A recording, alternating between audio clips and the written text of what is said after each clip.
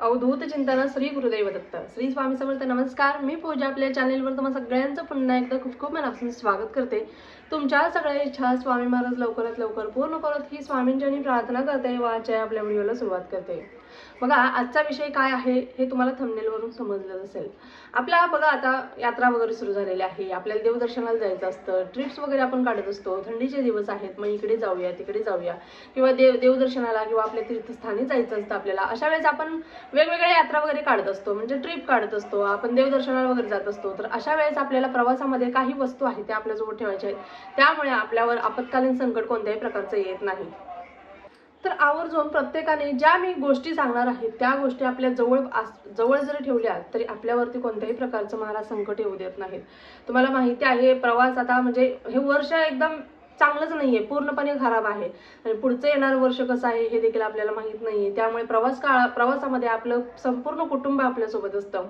त्या प्रवासामध्ये आपल्या संपूर्ण कुटुंबाची जबाबदारी ही आपल्यावरती असते. संपूर्ण कुटुंबाची जबाबदारी आपल्यावर असते. तर अशा वेळेस आपल्या कुटुंबावरती आपल्यावरती कोणत्याही प्रकारचं संकट येऊ नये असं प्रत्येकाला वाटत असतं. कोणाला नाही वाटत, प्रत्येक व्यक्तीला वाटत असतं की आपण आता प्रवासाला घरातून बाहेर पडत आहोत तर आपला प्रवास हा सुखरूप व्हावा, आनंदीमय व्हावा आणि कोणत्याही प्रकारचं संकट आपल्यावरती येऊ नये असं प्रत्येक व्यक्तीला वाटत असेल. तुमच्यापासून माझ्यापर्यंत प्रत्येक व्यक्तीला वाटतं. आणि आपण प्रवासाला कुठेतरी लांबच्या प्रवासाला जात असतो त्यावेळेस विशेष काळजी आपल्याला घ्यायची असते. ते म्हणजे बघा, ड्रायव्हिंग करताना जो आपले ड्रायव्हिंग करणार आहे, जो व्यक्ती गाडी चालवणार आहे, तो व्यक्ती एकदम म्हणजे त्याच्या माइंडमध्ये कोणत्याही प्रकारचा स्ट्रेस नसावा, त्याला कोणत्याही प्रकारचं म्हणजे डिप्रेशन नसावं किंवा प्रेशर नसावं किंवा मानसिक ताण नसावा. त्या ताणाखाली तो गाडी चालवत असतो. कधी कधी असं होतं की ती ड्रिंक वगैरे करून धूम्रपान मद्यपान करत किंवा मोबाईलवरती बोलत गाडी चालवत असतात. अशा वेळेस भरपूर जास्त प्रमाणात धोका असतो. तर अशा गोष्टी सगळ्यात अगोदर टाळायच्या आहेत. सीट बेल्ट्स वगैरे आपल्याला आवर्जून लावायचे आहेत, कारण त्यामुळे तर आपला बचाव होत असतो. आता बघा, आता तुम्ही म्हणाल की हे कॉमन सेन्स आहे, प्रत्येकजण हे सगळं करतोच आणि वापरतोच. पण काही व्यक्ती अशा आहेत ज्यावेळेस आपलं संपूर्ण कुटुंब आपल्यासोबत असतं तर त्यावेळेस अशा गोष्टी तुमच्याजवळ ठेवायच्या. सगळ्यात पहिली गोष्ट ती म्हणजे बघा, आपल्याला जर आपल्या प्रवासाला जायचं आहे ना, सगळ्यात अगोदर आपल्या जवळपासच्या केंद्रात जा. महाराजांना एक नारळ, खडीसाखर, फुल ठेवा की महाराजांना सांगा की मी हा प्रवास करणार आहे, संपूर्ण सहित मी हा प्रवास करणार आहे, तर हा प्रवास सुखरूप होऊ द्या. सुखरूप निर्विघ्नपणे आम्ही तिथे प्रवास करून निर्विघ्नपणे आम्ही संपूर्ण कुटुंब आपलं माघारी येऊ द्या आणि या प्रवासामध्ये महाराज तुम्ही देखील मला हवे आहात असं महाराजांना सांगायचं आहे, विनंती करायचं आहे. भरपूर ताई दिदी असं देखील म्हणतील की आता आमच्या जवळपास तर केंद्र नाहीये, मठ नाही, तर मग आम्ही काय करू?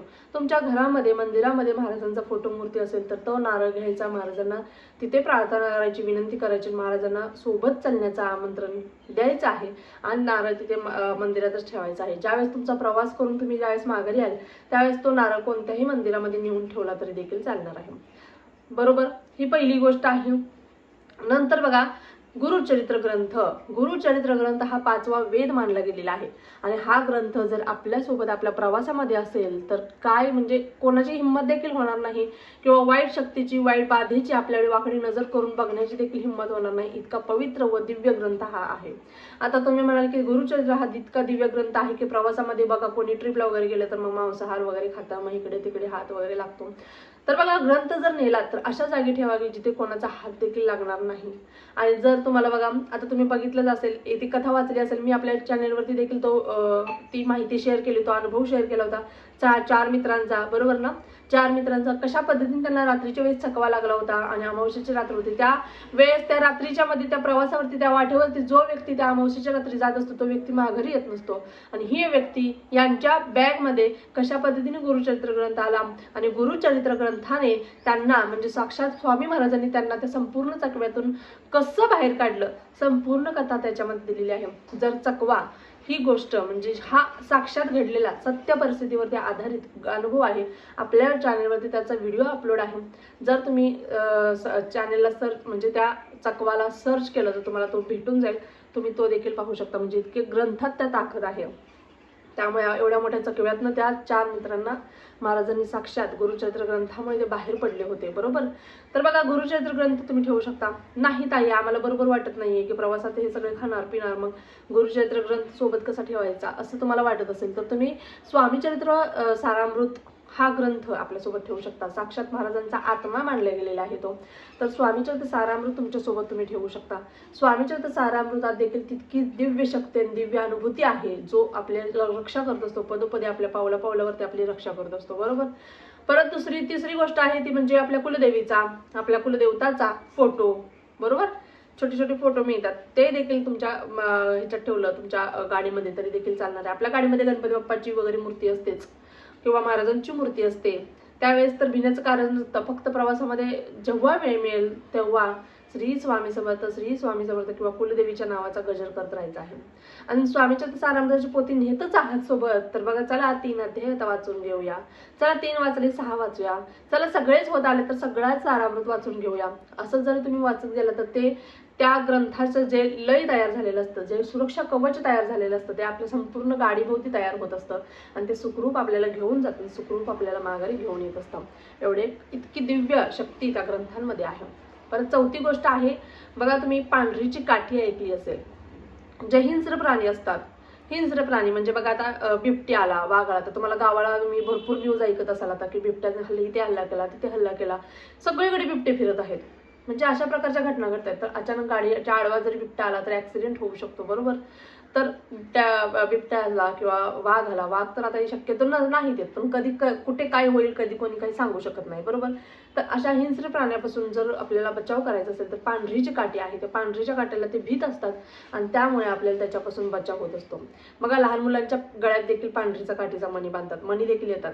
आणि प्युअर ओरिजिनल तुम्हाला कुठे मिळेल तर आपल्या जवळपासच्या दिंडोरी केंद्रामध्ये तुम्हाला ओरिजिनल पांढरीची काठी मिळून जाते.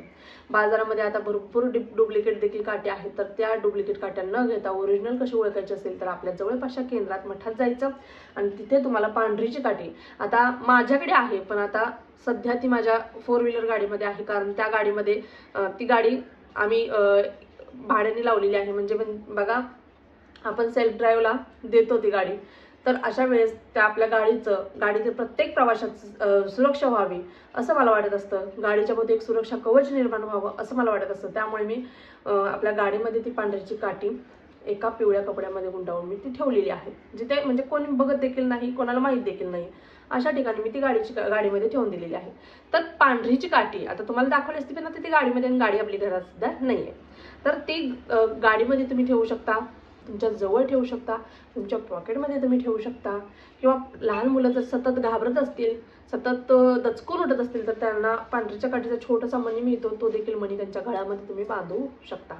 अशा पद्धतीने या पांढरीच्या काठीचं महत्त्व आहे.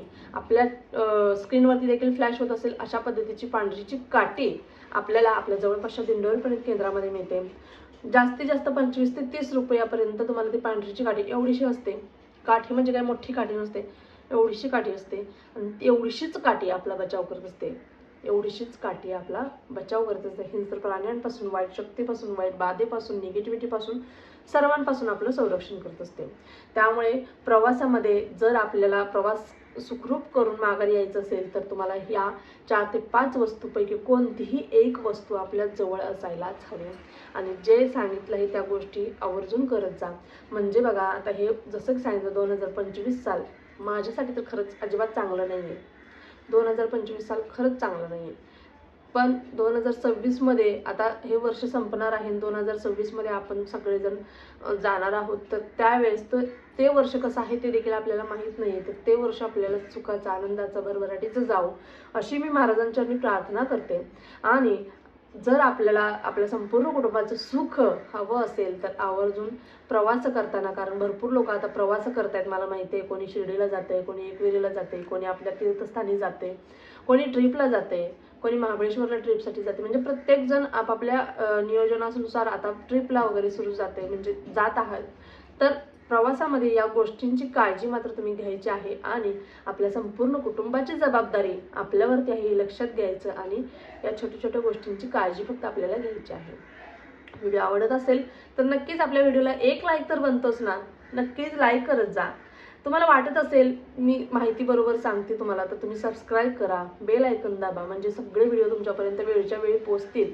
त्याच पद्धतीने तुम्हाला वाटतं की खरंच खूप महत्त्वाची माहिती सांगितलेली आहे तर तुम्ही व्हिडिओ शेअर देखील करू शकता.